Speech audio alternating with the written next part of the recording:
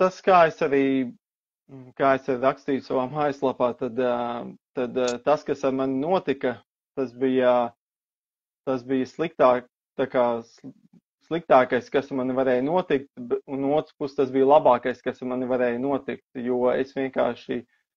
transformējies un pārdzimu par citu cilvēku, un es esmu ļoti pateicīgs visam šim ceļam, kas ar mani notika. Tas ir pirmkārt, jo pārbaudījumi mums tiek doti, mēs viņus sākumā redzam kā problēmas, bet jāiemācās uz tām problēmām skatīties kā uz pārbaudījumiem, kāpēc mums viņi tiek iedota, ko mēs caur viņu varam iegūt caur šo situāciju, un tad caur šo situāciju, ko es esmu ieguvis, es pilnīgi transformējies par citu cilvēku, es apzinājies to, kas es šobrīd patiesībā esmu, un arī šobrīd kad cilvēkiem strādāju, tad es viņus vairāk vedinu uz to, kad tieši uz to apziņu, kas viņi ir.